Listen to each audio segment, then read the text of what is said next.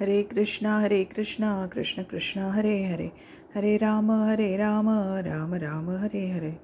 श्रील प्रभुपाद की जय. श्रीमद् भागवतम स्कंद 1 सृष्टी, अध्याय क्रमांक 3 अवतारी कृष्ण, श्लोक क्रमांक 29. जन्मगुह्यं भगवतो य एतत् प्रयतो नर सायं प्रातर्गृणन् भक्त्या दुःखग्रामाद्वि मुच्यते. जो मनुष्य भगवंतांच्या रहस्यमय अवतारांच्या कथांचे प्रातःकाळी आणि सायंकाळी नियमपूर्वक गायन पठन करतो त्याची जीवनातील सर्व दुःखांपासून सुटका होते.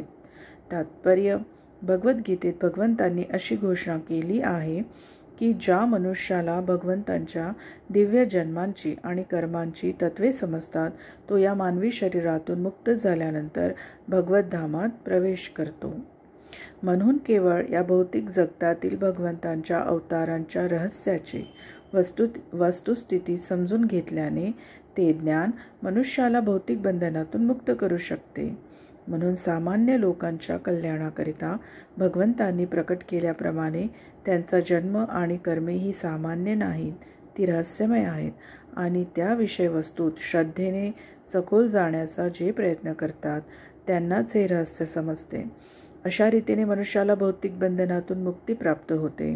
म्हणून असा उपदेश केलेला आहे की जो कोणी भगवंतांच्या निरनिराळ्या अवतारांच्या प्राकट्यांचे वर्णन करणाऱ्या भागवताच्या अध्यायांचे प्रामाणिकपणे आणि शुद्ध भक्तीने पठन करतो त्याला भगवंतांचा जन्म आणि कर्माच्या अंतरंगाचे यथार्थ ज्ञान होऊ शकते. विमुक्ती हा शब्द असे दर्शवितो की भगवंतांचा जन्म आणि कर्मे ही सर्वच दिव्य आहेत, अन्यथा केवळ त्यांचे पठन करून मनुष्याला मुक्ती मिळाली नसते. म्हणून भगवंतांचा जन्म आणि कर्मे ही रहस्यमय आहेत. भक्तीच्या निर्धारित नियमांचे पालन न करणाऱ्या लोकांना भगवंतांच्या जन्म आणि कर्माच्या रहस्यात प्रवेश करण्याचा अधिकार प्राप्त होऊ शकत नाही.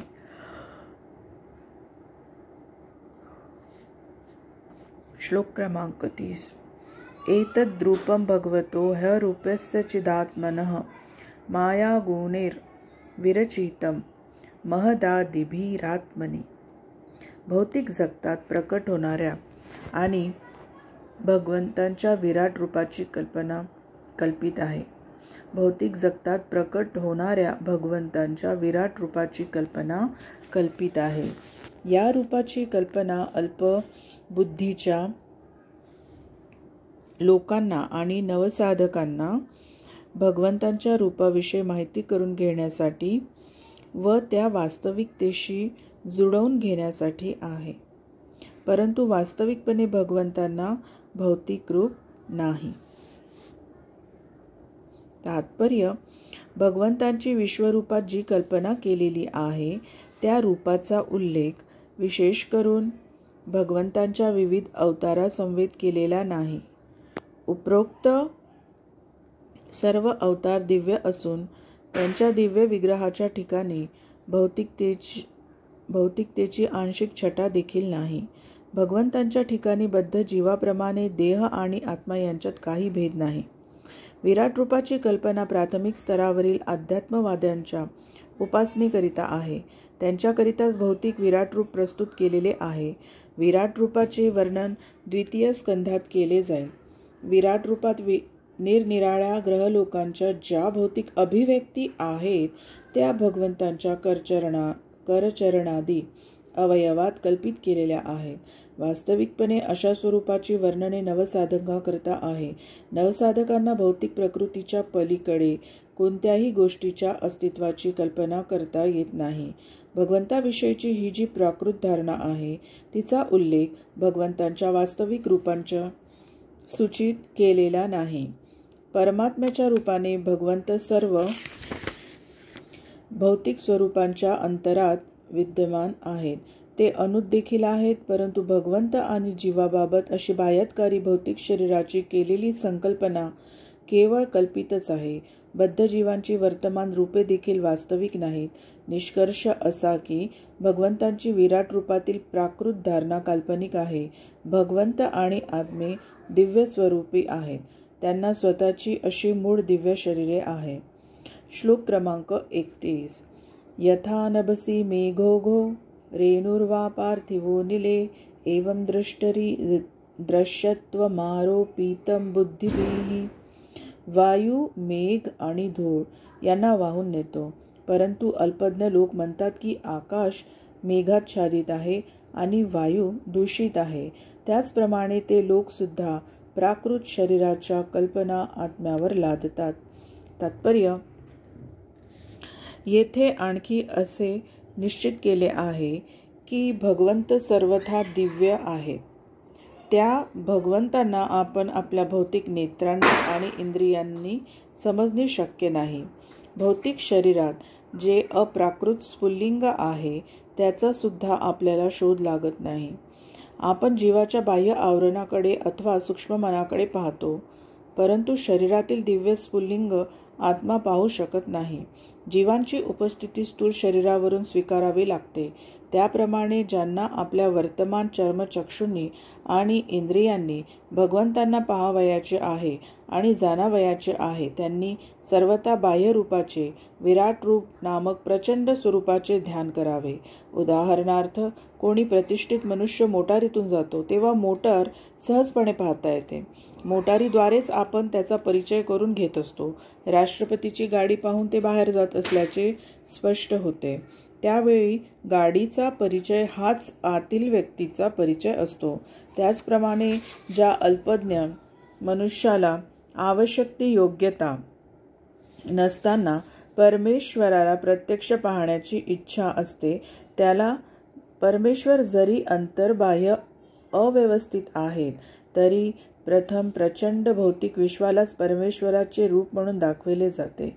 मेघ आणि आकाशाचा निळा रंग हे या संदर्भात समजण्यासारखे एक उदाहरण आहे. जरी निळ्या छटेचा आकाशाशी काही संबंध नाही तरी आपण आकाश निळ्या रंगाचे आहे असे मानतो, परंतु ही कल्पना केवळ सामान्य जणांकरिता आहे. श्लोक क्रमांक 32. अतः परम यद्व्यक्तं व्यूढगुणबृंहितं अद्रष्टाश्रुत वस्तुत्वास जीवो यत् पुनर्भव. या बाह्य रूपाच्या पलीकडे बाह्य रूप रहित असे अदृश्य, न ऐकलेले आणि अप्रकट सूक्ष्म रूप आहे. जीवाचे स्वतःचे या सूक्ष्मत्वाच्या पलीकडचे स्वरूप आहे, नाहीतर त्याला जन्ममृत्यूचा फेरा नसता. तात्पर्य: ज्याप्रमाणे विश्वाच्या स्थूल अभिव्यक्तीत भगवंतांच्या विभू शरीराची विश्वरूपाची कल्पना केलेली आहे, त्याचप्रमाणे न दिसता, न ऐकता आणि प्रकट न होता अनुभवात येणारे असे देखील एक कल्पित रूप आहे. परंतु वास्तविकपणे शरीराच्या या सर्व स्थूल सूक्ष्म कल्पना जीवांच्या संदर्भात आहे. जीवांचे अशा स्थूल भौतिक अथवा सूक्ष्म मानसिक अस्तित्वापलीकडील स्वतःचे दिव्य असे रूप आहे. ज्या क्षणी जीव दृश्य स्थूल शरीराचा त्याग करतो त्या क्षणी स्थूल शरीर अचेतन होते व सूक्ष्म मानसिक क्रिया बंद पडतात. खरे पाहता जीव निघून गेला असे आपण म्हणतो, कारण तो दिसत नाही, ऐकता येत नाही. इतकेच काय, पण गाढ झोपेत असताना स्थूल शरीर निष्क्रिय असते, परंतु श्वासोच्छवासावरून जीवाचे शरीरातील अस्तित्व आपण समजू शकतो. म्हणून जीव शरीरातून निघून जातो म्हणजे आत्म्याचे अस्तित्व नाही असे नाही, त्याचे शाश्वत अस्तित्व आहे. तसे नसते तर त्याचे वारंवार जन्ममृत्यू कसे झाले असते. निष्कर्ष असा की भगवंत आपल्या दिव्य रूपाने नित्य अस्तित्वात आहे. त्यांचे रूप प्राण्याप्रमाणे स्थूलही नाही आणि सूक्ष्मही नाही. त्यांच्या शरीराची तुलना जीवाच्या स्थूल किंवा सूक्ष्म शरीराशी कधीच करता येणार नाही. भगवंतांच्या शरीराच्या किंवा रूपाच्या अशा सर्व धारणा कल्पित आहेत. जीवांचेही स्वतःचे असे शाश्वत दिव्य रूप आहे. केवळ भौतिक दूषणामुळे ते बंधनात पडले आहे. श्लोक क्रमांक 33. यत्रे मे सदसद्रूपे प्रतिषिद्धे स्वसंविदा अविद्ययात्मनि कृते इति तद ब्रह्मदर्शनम. जेव्हा आत्मसाक्षात्काराने असे समजते की विशुद्ध स्वरूपातील आत्म्याचा या स्थूल आणि सूक्ष्म शरीराशी काहीही संबंध नाही, तेव्हा त्याला स्वतःचे आणि भगवंतांचे दर्शन होते. तात्पर्य: आत्मसाक्षात्कार आणि भौतिक भ्रम यातील भेद समजून घेणे म्हणजे स्थूल आणि सूक्ष्म देहांच्या रूपातील भौतिक शक्तीचे हे आत्म्यावरील अशाश्वत भ्रमित आरोप म्हणजे केवळ आत्म्यावरील बाह्य आवरण स्वरूप आहेत हे जाणणे होय. आवरणांचे कारण अज्ञान आहे. भगवंतांच्या रूपावर अशा आवरणांचा कधीच प्रभाव नसतो हे निसंशयपणे जाणणे म्हणजे मुक्ती किंवा परमतत्वाचे दर्शन होय. याचा अर्थ असा की आध्यात्मिक जीवनाचा स्वीकार केल्यामुळे पूर्ण आत्मसाक्षात्कार शक्य होत असतो. आत्मसाक्षात्काराचा अर्थ असा होतो की स्थूल आणि सूक्ष्म आवश्यकतांच्या पलीकडे जाऊन आत्म्याविषयीच्या कार्यात गंभीर होणे. कार्याची प्रेरणा आत्म्यापासूनच मिळत असते, परंतु आत्म्याचा वास्तविक स्वरूपाचे अज्ञान असल्यामुळे अशा कार्यांना माईक स्वरूप येते. अज्ञानामुळे स्थूल व सूक्ष्म शरीराच्या संबंधातच स्वार्थाचे मोजमाप केले जाते आणि त्या कारणे जन्मोजन्मी सर्व कार्ये निरर्थक होतात. तथापि जेव्हा कोणी योग्य प्रक्रियेच्या मार्गाने उन्नती करून आत्मसाक्षात्कार करून घेतो, तेव्हा आत्मविषयक कार्यांना प्रारंभ होतो. म्हणून आत्मकार्यात संलग्न मनुष्य बद्ध अस्तित्वात असला तरी जीवनमुक्त म्हणून ओळखला जातो. आत्मसाक्षात्कारातील पूर्णावस्था कृत्रिम साधनाद्वारे साध्य होत नाही, तर दिव्य शाश्वत अशा परमेश्वरांच्या चरणकमळाखाली प्राप्त होते. भगवद्गीतेत भगवान म्हणतात की ते सर्वांच्या हृदयात उपस्थित आहेत आणि केवळ त्यांच्याच द्वारे पूर्ण ज्ञान, स्मृती, विस्मृती येत असते.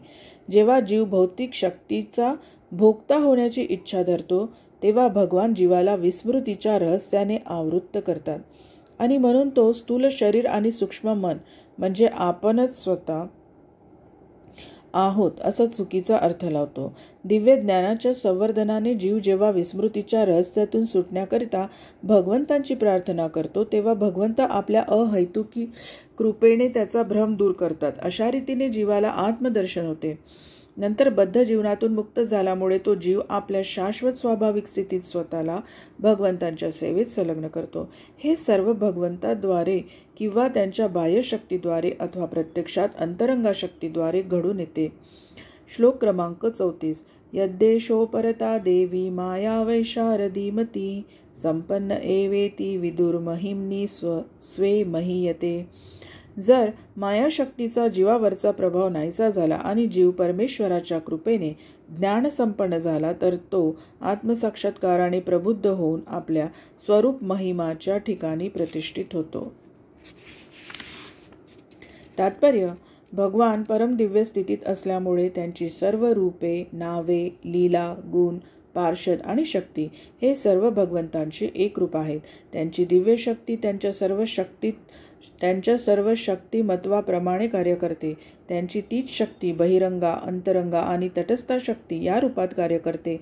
त्यांच्या सर्व शक्तिमत्वामुळे त्यांना सर्व कार्ये उपरोक्त शक्तीपैकी कोणत्याही शक्तीच्या माध्यमाने करता येतात. ते स्वेच्छेने बहिरंगा शक्तीचे परिवर्तन अंतरंगा शक्तीत करू शकतात. भौतिकात आसक्त असलेल्या बद्ध जीवांना अनुताप होऊन ते तपश्चर्या करू लागतात, तेव्हा त्यांना भ्रमित करण्यासाठी योजलेली बहिरंगा शक्ती निष्प्रभ होते. मग तीच शक्ती शुद्ध झालेल्या जीवांना आत्मसाक्षात्काराच्या मार्गात प्रगती करण्यात सहाय्य करते. या संदर्भात विद्युत शक्तीचे योग्य उदाहरण देता येते. जो विद्युत शास्त्रात कुशल असतो तो केवळ काही व्यवस्था करून विद्युत शक्तीचा उपयोग उष्ण आणि थंड अशा दोन्ही कार्यासाठी करू शकतो. त्याचप्रमाणे जी बहिरंगा शक्ती जन्ममृत्यूच्या अखंड चक्रात जीवांना भ्रमित करते, तिचेच परिवर्तन भगवत इच्छेने अंतरंगा शक्तीत होते. ती अंतरंगा शक्ती जीवाला शाश्वत जीवनाकडे घेऊन जाते. जेव्हा जीवावर भगवंतांची अशी कृपा होते, तेव्हा त्यांना आपली स्वाभाविक स्थिती प्राप्त होते आणि ते शाश्वत दिव्य जीवन उपभोगू लागतात. श्लोक क्रमांक 35. एवं जन्मानि कर्माणि ह्यकर्तुरजनस्य च वर्णयन्ति स्म कवयो वेद गुह्यानि हृत्पते. याप्रमाणे विद्वान लोक अजन्मा आणि अकर्ता अशा भगवंतांच्या दिव्य जन्मांचे कर्मांचे वर्णन करतात, जे वेदांच्या ज्ञानानेही जाणणे कठीण आहे. तेच भगवान अंतःकरणात स्वामी म्हणून विराजमान आहेत. तात्पर्य: भगवान आणि जीव हे दोन्ही मूलतः सर्वतः आध्यात्मिक आहेत, दिव्य आहेत, म्हणून दोघेही नित्य आहेत. त्यापैकी कोणाचाही जन्म आणि मृत्यू होत नाही. अंतर हे आहे की भगवंतांचे तथाकथित जन्म आणि अंतर्धान हे जीवाप्रमाणे नाही. जन्म घेणारे आणि नंतर पुन्हा मृत्यूचा स्वीकार करणारे जीव प्रकृतीच्या नियमांनी बांधलेले आहेत, परंतु भगवंतांचा तथाकथित आविर्भाव आणि तिरोभाव ही भौतिक प्रकृतीची कार्ये नाहीत, ती भगवंतांच्या अंतरंगा शक्तीची कार्ये आहेत. महर्षींनी आत्मसाक्षात्काराच्या हेतूकरिता त्यांचे वर्णन केले आहे. भगवंतांनी भगवद्गीतेत सांगितले आहे की भौतिक जगतातील त्यांचे जन्म आणि कर्मे दिव्य आहेत. अशा कर्मावर केवळ ध्यान केल्याने मनुष्य ब्रह्मसाक्षात्कार प्राप्त करू शकतो आणि भवबंधनातून मुक्त होतो. श्रुतीमध्ये म्हटले आहे की जो अजन्मा आहे तो जन्म घेतो असे दिसते. परमेश्वराला काहीही करावयाचे नसते, पण ते सर्व शक्तिमान असल्यामुळे सर्व गोष्टी जणू काही आपोआप झाल्या आहेत अशा रीतीने भगवंतांकडून स्वाभाविकपणे केल्या जातात. खरे पाहिले तर भगवंतांचा आविर्भाव आणि तिरोभाव आणि त्यांची भिन्न भिन्न कर्मे वैदिक साहित्याला सुद्धा अगम्य आहेत. तथापि बद्ध जीवावर कृपावृष्टी करण्याकरिता भगवान अशा लीला दर्शवितात. आपण नेहमी भगवंतांच्या लीलांच्या वर्णनाचा लाभ घ्यावा, कारण त्या लीलांचे वर्णन म्हणजे अत्यंत सुगम आणि चित्ताला मधुर वाटणारे असे ब्रह्मचिंतन आहे. श्लोक क्रमांक 36. स वा इदं विश्वं मोघलील सृजत्यवत्यति न सज्जतेऽस्मिन् भूतेषु चान्तर्हित आत्मतन्त्रः षड्वर्गिकं जिघ्रति षड्गुणेश. ज्या भगवंतांची कार्ये नेहमीच निष्कलंक आहेत, ते 6 इंद्रियांचे स्वामी आहेत, षडेश्वर्यासहित सर्व शक्तिमान आहेत. ते ब्रह्मांडाची निर्मिती करतात, त्यांचे पालन करतात आणि त्यांचा संहार करतात. तथापि ते या कार्यांनी मुळीच प्रभावित होत नाही. ते प्रत्येक प्राणीमात्राच्या अंतरात निवास करतात आणि नेहमीच स्वतंत्र आहेत. तात्पर्य: भगवान निर्माता आहेत आणि जीव हे निर्मित आहेत, हा त्या दोहोंमधील मुख्य भेद आहे. या श्लोकात भगवंतांना अमोघ लीला असे म्हटले आहे. त्यावरून असे दर्शविले जाते की त्यांच्या सृष्टीत शोकप्रद असे काहीही नाही. त्यांच्या सृष्टीत अशांती उत्पन्न करणारे लोक स्वतःच अशांत झालेले असतात. भगवंत सर्व भौतिक क्लेशांच्या पलीकडे आहेत, कारण ते संपत्ती, शक्ती, यश, सौंदर्य, ज्ञान आणि वैराग्य या सर्व ऐश्वर्यांनी परिपूर्ण आहेत आणि सर्व इंद्रियांचे स्वामी आहेत. त्रिविध तापांनी दुःख भोगणाऱ्या जीवांना भगवत नामात परत आणण्याकरता भगवंतांनी या प्रकट ब्रह्मांडाची रचना केली. तेच या ब्रह्मांडांचे पालन पोषण करतात आणि योग्य कालांतराने अशा कृत्यांनी मुळीच आसक्त न होता ब्रह्मांडाचा लयही करतात. कोणी एखादा सुवासिक वस्तूशी संबंधित न होता सुगंध घेतो, त्याप्रमाणे भगवंत या भौतिक सृजनाशी केवळ वरवर संबंधित आहे. त्यामुळे भगवत भावना रहित तत्वे अनेक प्रयत्नांती देखील त्यांच्या जवळ जाऊ शकत नाही. श्लोक क्रमांक 37. न चास्य कश्चिन्निपुणेन धातु रवेति जंतु कुमनीश ऊतिः नामानि रूपानि मनोवचोभिः संतन्वतो नटचर्यामिवाज्ञ. मूर्ख मनुष्य आपल्या अल्पज्ञानाने नाटकातील नटाप्रमाणे अभिनय करणाऱ्या भगवंतांच्या रूपांचे, नामांचे आणि कर्मांचे दिव्यत्व जाणू शकत नाही. तसेच या गोष्टी त्या मूर्खांना तर्काने वा शब्दांनी व्यक्त करता येत नाही. कोणीही परमसत्याचे दिव्य स्वरूप यथायोग्य रीतीने वर्णन करू शकत नाही. म्हणून परमसत्य मन आणि शब्दांच्या पलीकडे आहे असे म्हटले आहे. असे असताना देखील काही अल्पज्ञानी लोक आपल्या अपुऱ्या मानसिक तर्काने व त्यांच्या लीलांच्या सदोष वर्णनाद्वारे परमसत्याला समजून घेण्याची इच्छा करतात. भगवंतांची कार्ये, अवतरण, अंतर्धान, नामे, रूप, धाम, परिकर, व्यक्तित्व इत्यादी सर्व काही रहस्यपूर्ण असून सामान्य माणसाला ते समजणे कठीण आहे. 2 प्रकारचे भौतिकवादी आहेत, सकामकर्मी आणि अनुभववादी सकामकर्मी लोकांना स्पष्टतः परमसत्याविषयी कोणतीही माहिती नसते आणि तार्किक लोक सकाम कर्मात निराश झाल्यावर परमसत्याकडे उन्मुख होतात आणि मानसिक तर्काने त्याला जाणण्याचा प्रयत्न करतात. जादूगाराची हातचलाकी मुलांसाठी एक रहस्य आहे, तसे या सर्व लोकांकरता परमसत्य एक रहस्य आहे. परमेश्वराच्या या रहस्याने फसल्यामुळे अभक्त, मग ते सकाम कर्मात आणि मानसिक तर्कात कितीही दक्ष असोत, नेहमीच अज्ञानात असतात. अशा मर्यादित ज्ञानाने ते दिव्यत्वाच्या रहस्यात प्रवेश करण्यास असमर्थ असतात. मानसिक तर्कवादी हे स्थूल भौतिकवाद्यांपेक्षा किंवा सकामकर्मी लोकांपेक्षा थोडे अधिक प्रगत असतात, परंतु ते सुद्धा मायेच्या बंधनात असल्यामुळे असे गृहीत धरतात की ज्याला नाम रूप कार्य आहे ते भौतिक शक्तीने निर्माण झाले आहे. त्यांच्या दृष्टीने अप्राकृत तत्व हे नाम रूप कर्मरहित असे आहे. असे मानसिक तार्किक भगवंतांच्या दिव्य नामरूपाला लौकिक नामरूपाप्रमाणे मानतात. ते वस्तुतः अज्ञानात आहेत. अशा अल्पज्ञ लोकांना भगवंतांचे खरे रूप जाणता येणे शक्य नाही. भगवद्गीतेत सांगितल्याप्रमाणे भगवंत भौतिक जगात असतात तेव्हा सुद्धा नेहमी आपल्या दिव्य स्थितीत असतात, परंतु अज्ञानी लोकांना असे वाटते की ते या जगातील एक श्रेष्ठ व्यक्ती आहेत आणि अशा रीतीने माया शक्तीने संभ्रमात पडून ते चुकीच्या मार्गाने जातात. श्लोक क्रमांक 38. सवेद धातू पदवीं परस्य दुरंतवीर्यस्य रथांगपाने यो मायया संत तयानुवृत्त्या भजेत तत्पाद सरोजगंधम. जे साधक रथांगपाणी भगवंतांच्या चरणकमळाची निष्कपट अनुकूल भावाने अखंड सेवा करतात, ते त्या विश्वाच्या निर्मात्याच्या महिमा, शक्ती आणि दिव्यत्व पूर्णत्वाने जाणतात. तात्पर्य: केवळ शुद्ध भक्तांनाच भगवान श्रीकृष्णांचे दिव्य नाम रूप कर्म जाणून घेता येते, कारण ते सकाम कर्मे आणि मानसिक तर्क यातून पूर्णपणे मुक्त झालेले असतात. शुद्ध भक्तांचा भगवंतांच्या ठिकाणी शुद्ध सेवाभाव असल्याने अन्य भक्तीच्या बदल्यात कोणत्याही व्यक्तिगत लाभाची त्यांना कामना नसते. ते स्वयंस्फूर्तीने सर्वतोभावे अखंडपणे भगवंतांची सेवा करतात. भगवंतांच्या सृष्टीतील प्रत्येक जण प्रत्यक्ष वा अप्रत्यक्षपणे भगवंतांची सेवा करीत असतो. या परमेश्वरी नियमाला कोणीही अपवाद नाही. भगवंतांच्या माईक शक्तीच्या प्रभावाने अप्रत्यक्षपणे सेवा करणारे भगवंतांची प्रतिकूल भावाने सेवा करीत असतात, परंतु जे परमेश्वराच्या प्रेमी प्रतिनिधीच्या मार्गदर्शनाखाली प्रत्यक्षपणे सेवा करतात ते अनुकूल भावाने सेवा करीत असतात. असे अनुकूल भावाने सेवा करणारे सेवक भगवत भक्त म्हणून ओळखले जातात. असे भक्त भगवत कृपेने दिव्यत्वात प्रवेश करतात, परंतु तार्किक नेहमी अंधकारातच राहतात. भक्त भगवंतांच्या स्वाभाविक स्नेहाने प्रेममय भक्तीत अखंडपणे निमग्न असतात. त्यामुळे भगवंत स्वतः शुद्ध भक्ताला साक्षात्काराच्या मार्गावर मार्गदर्शन करतात. हेच परमेश्वराच्या राज्यात प्रवेश करण्याचे रहस्य आहे. काम्य कर्म परायणता आणि तर्क ही तेथे जाण्याची योग्यता नव्हे. श्लोक क्रमांक 39.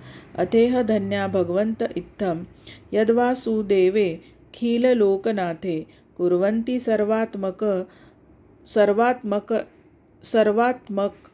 मात्वभावम न यत्र भूय परिवर्त उग्र. मनुष्य या जगात अशा प्रकारच्या जिज्ञासा करूनच धन्य होतो आणि पूर्ण ज्ञानवान होतो, कारण अशा जिज्ञासामुळे जो सर्व लोकांचा स्वामी आहे त्या भगवंतांच्या ठिकाणी दिव्य प्रेमभावाची त्याला प्रेरणा होते आणि जन्म व मृत्यू यांच्या भयंकर पुनरावृत्तीतून त्याचा पूर्ण उद्धार होतो. तात्पर्य: सूत गोस्वामींनी शौनकादी ऋषींच्या प्रश्नांची या ठिकाणी स्तुती केली आहे, कारण हे सर्व प्रश्न परमार्थाशी संबंधित होते.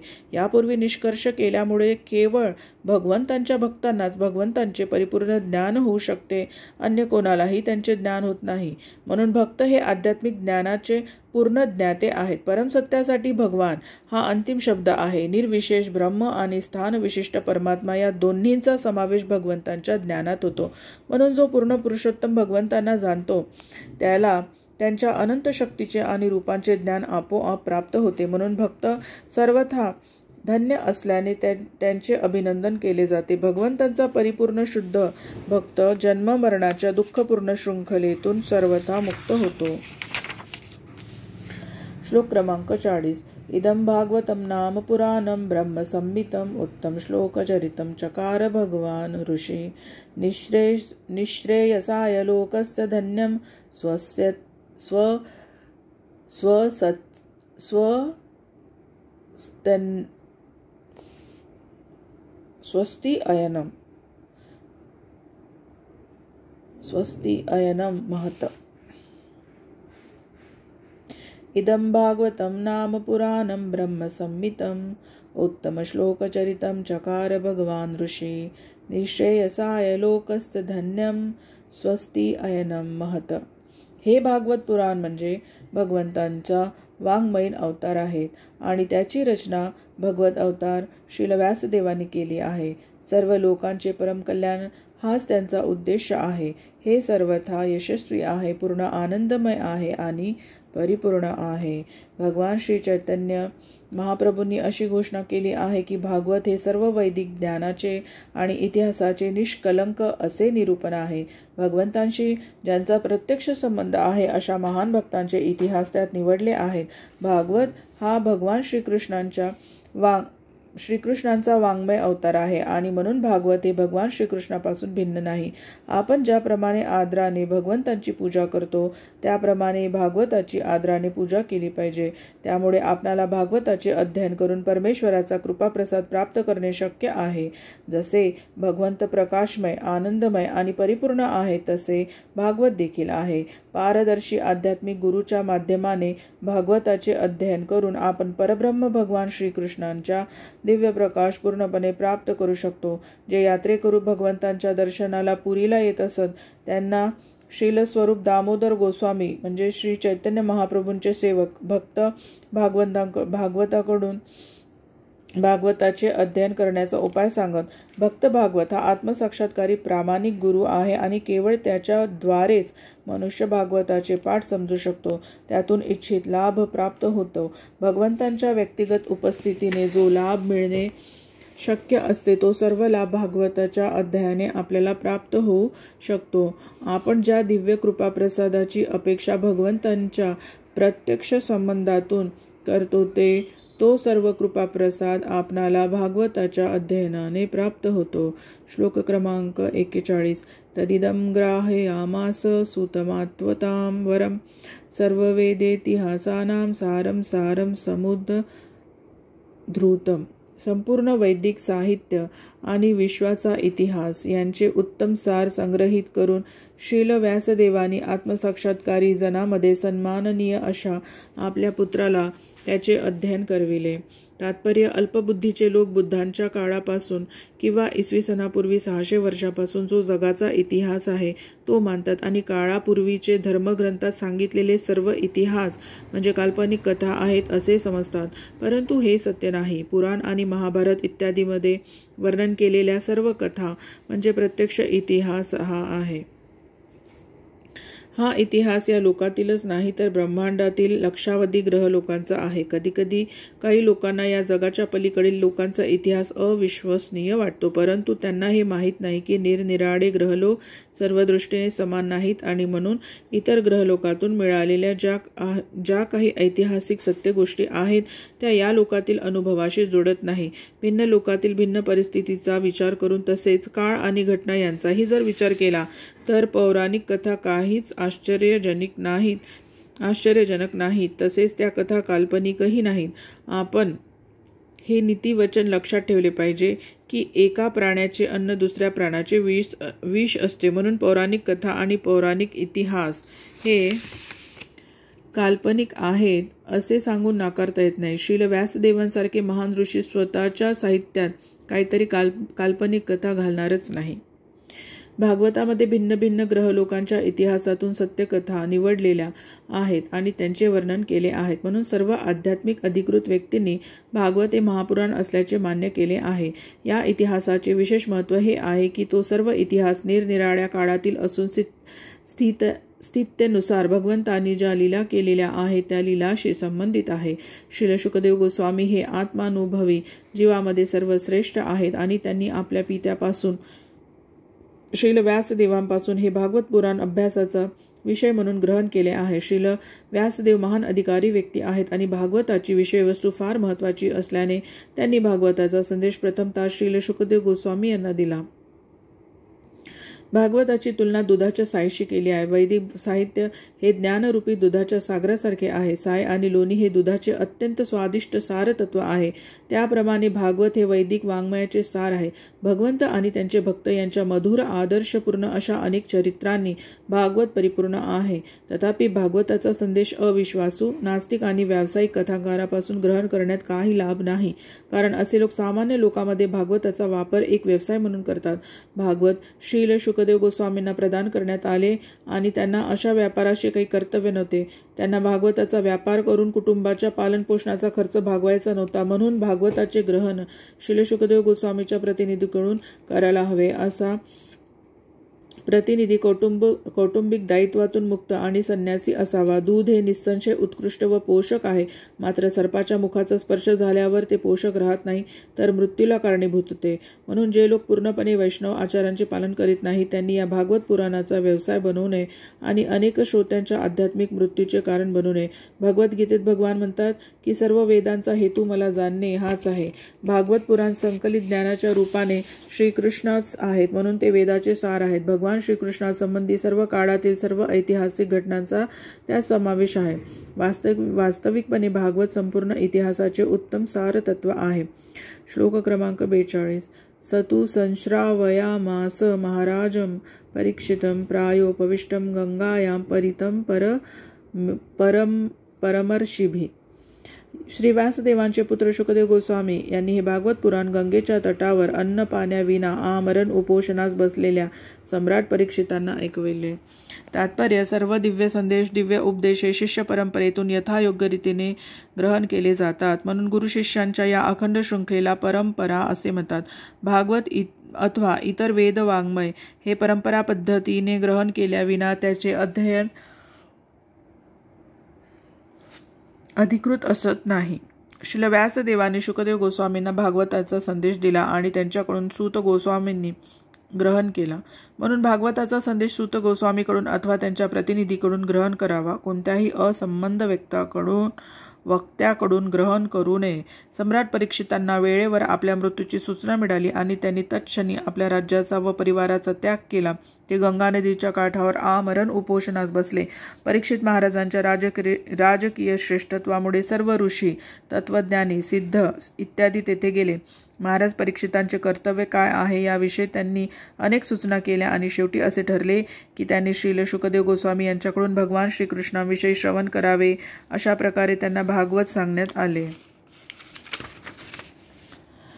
ज्या श्रीपाद शंकराचार्यांनी मायावाद तत्वज्ञानाचा प्रचार केला आणि परम सत्याच्या निर्विशेष स्वरूपास महत्त्व दिले, त्यांनीही असे सांगितले आहे की मनुष्याने भगवान श्रीकृष्णाच्या चरणकमळांचा आश्रय घेतला पाहिजे, कारण वादविवाद करण्यात कोणत्याही प्रकारचा लाभाची आशा नसते. श्रीपाद शंकराचार्यांनी अप्रत्यक्ष रीतीने मान्य केलेले आहे की त्यांनी वेदांत सूत्राच्या ज्या अलंकारिक व्याकरणात्मक पुष्पिता वाणीचे प्रतिपादन केले ते प्रतिपादन मृत्यूच्या वेळी उपयोगात येऊ शकत नाही. मृत्यूच्या चिंताजनक वेळी मनुष्याने गोविंद नामाचे भजन करायला हवे. सर्व अध्यात्मवाद्यांचे असेच सांगणे आहे. मनुष्याने अंततः नारायणांचे स्मरण केले पाहिजे. हे सत्य फार पूर्वीच श्रील शुकदेव गोस्वामींनी सांगितले आहे. सर्व आध्यात्मिक प्रक्रियेचे हेच सार आहे. या शाश्वत सत्याला अनुसरून परीक्षित महाराजांनी भागवताचे श्रवण केले. ते समर्थ शुकदेव गोस्वामींनी ऐकविले आणि श्रोत्यांचा व वक्त्याचा अशा दोघांचाही उद्धार एकाच माध्यमाने झाला. श्लोक क्रमांक 43. कृष्णे स्वधामोपगते धर्मज्ञानादिभिः सह कलो नष्ट द्रशामेश पुराणार्को धुनोदित. हे भागवत पुराण सूर्याप्रमाणे तेजस्वी असून भगवान श्रीकृष्णांनी स्वधामात गमन केल्यानंतर तत्काळ त्याचा उदय झालेला आहे. या कलियुगात अज्ञानरूपी निबिड अंधकाराने दृष्टीहीन झालेल्या लोकांना या पुराणापासून प्रकाश प्राप्त होईल.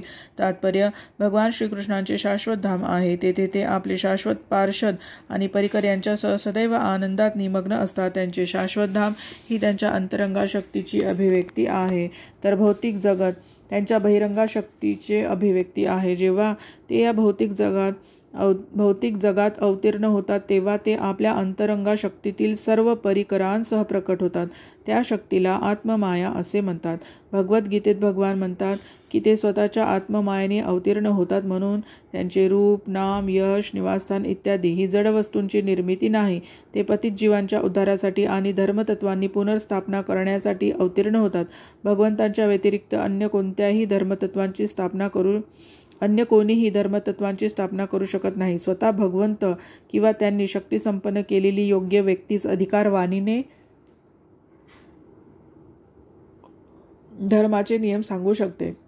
खऱ्या धर्माचा अर्थ परमेश्वराला जाणणे, त्याच्याशी आपला संबंध कोणता आहे ते जाणणे आणि त्याच्याशी संबंधित अशी आपली कर्तव्ये कोणती आहेत आणि शेवटी या जड शरीराचा त्याग केल्यानंतर आपले इष्टस्थळ कोणते ते जाणणे हा होय.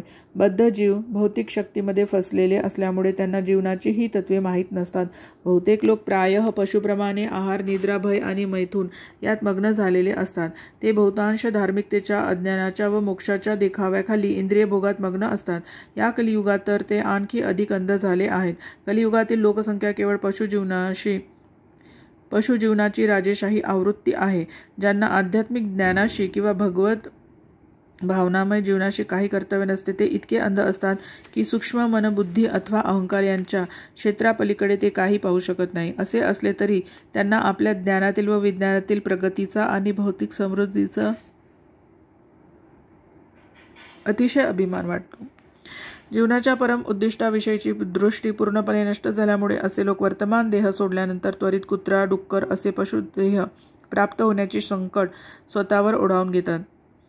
भगवान श्रीकृष्ण हे कलियुगाच्या आरंभापूर्वी नुकतेच प्रकट झाले होते आणि कलियुगाच्या आगमनाच्या समयी ते आपल्या शाश्वत धामास परतले. आपल्या उपस्थितीत त्यांनी आपल्या कार्याद्वारे सर्व गोष्टी प्रकट केल्या. त्यांनी विशिष्ट रीतीने भगवद्गीतेचा ज्ञानोपदेश दिला आणि धार्मिक तत्वांचे जे अहंमन्य सिद्धांत होते त्या सर्वांचे निर्मूलन केले. या भौतिक जगातून अंतर्धान होण्यापूर्वी त्यांनी श्री नारदांच्या द्वारे महर्षी व्यासांना भागवताची रचना करण्याकरता शक्ती प्रदान केली. अशा प्रकारे भगवद्गीता व भागवत हे दोन्ही ग्रंथ या युगातील ज्ञानांध लोकांना ज्ञान प्रकाश देणारे दीपच आहे. दुसऱ्या शब्दात, जर या कलियुगातील जीवांना जीवनाचा खरा प्रकाश पाहण्याची इच्छा असेल तर त्यांनी केवळ या दोन ग्रंथांचे अध्ययन आणि अनुसरण करण्याची सवय लावून घ्यावी, म्हणजे त्यांच्या जीवनाचे उद्दिष्ट सफळ होईल. भगवद्गीता म्हणजे भागवताचा प्राथमिक अभ्यास आहे. भागवत जीवनाचे सार सर्वस्व आहे. ते साक्षात श्रीकृष्ण रूप आहे, म्हणून भागवताला प्रत्यक्ष भगवान श्रीकृष्णांचे स्वरूप म्हणून स्वीकारायला हवे. अशा रूपात जो भागवताला पाहतो तो श्रीकृष्णांना प्रत्यक्षपणे पाहू शकतो. भागवत आणि भगवान अभिन्न आहेत. श्लोक क्रमांक 44. तत्र कीर्तयतो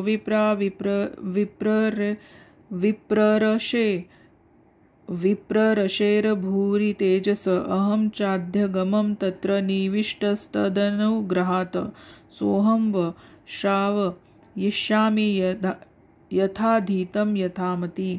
हे विद्वान ब्राह्मणांनो, जेव्हा शुकदेव गोस्वामींनी परीक्षित महाराजांच्या उपस्थितीत भागवताचे कथन केले तेव्हा मी एकाग्रतेने त्यांच्याकडून श्रवण केले. अशा रीतीने त्यांच्या कृपेने त्या महान समर्थ ऋषीकडून मी भागवताचे अध्ययन केले. आता तेच कथन मी जसे श्रवण केले आणि जितके मला समजले तितके ऐकविण्याचा प्रयत्न करेन. तात्पर्य, मनुष्याने श्रील शुकदेव गोस्वामींसारख्या आत्मसाक्षात्कारी महापुरुषांकडून भागवताचे श्रवण केले तर तो निश्चितच भागवताच्या पृष्ठामध्ये भगवान श्रीकृष्णांच्या उपस्थितीचा प्रत्यक्ष अनुभव घेऊ शकतो. म्हणून भागवताचे कथन करून विषयभोगासाठी धन मिळवणे हाच ज्याच्या जीवनाचा उद्देश आहे, अशा बनावट भाडोत्री कथा वाचकाकडून कोणालाही भागवताचे अध्ययन करता येणे शक्य नाही. विषयभोगात गर्क असलेल्या लोकांच्या सहवासात कोणी भागवत शिकणे शक्य नाही. तसेच भौतिक पांडित्याने भागवतातील श्लोकांचा अर्थ लावणाऱ्या तथाकथित पंडितांकडून कोणी भागवत शिकणे शक्य नाही. आणि हेच भागवताच्या अध्ययनाचे गुप्त रहस्य आहे. भागवताच्या पृष्ठात श्रीकृष्णांना पाहण्याची वास्तविक इच्छा असणाऱ्या साधकाने शुकदेव गोस्वामींच्या प्रतिनिधींकडूनच भागवताचे अध्ययन करायला हवे, इतरांकडून नव्हे. हाच एक मार्ग आहे, अन्य कोणताही मार्ग नाही. सुत गोस्वामी हे शुकदेव गोस्वामींचे प्रामाणिक प्रतिनिधी आहे, कारण कारण त्यांना त्या महान विद्वान ब्राह्मणापासून मिळालेला संदेश सादर करण्याची इच्छा आहे. शुकदेव गोस्वामींनी त्यांच्या महान पित्याकडून ज्या प्रकारे भागवताचे श्रवण केले त्याच प्रकारे त्यांनी ते प्रस्तुत केले आणि त्याचप्रमाणे सुत गोस्वामींनी शुकदेव गोस्वामींकडून भागवताचा जो संदेश ऐकला तोच ते यथारूपात सादर करीत आहेत. केवळ सामान्य श्रवण सर्व काही नाही, तर अतिशय ध्यानपूर्वक श्लोक अनुभवायला हवा. निविष्ट या शब्दाचा अर्थ सूत गोस्वामींनी स्वतःच्या कर्णरंध्राद्वारे भागवत अमृताचे पान केले. भागवताचे ज्ञान मिळविण्याची हीच वास्तविक प्रक्रिया आहे.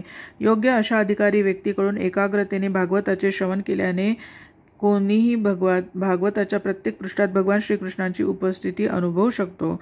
येथे भागवत जाण्याचे रहस्य सांगितले आहे. ज्याचे मन शुद्ध नाही तो एकाग्रतेने श्रवण करू शकत नाही.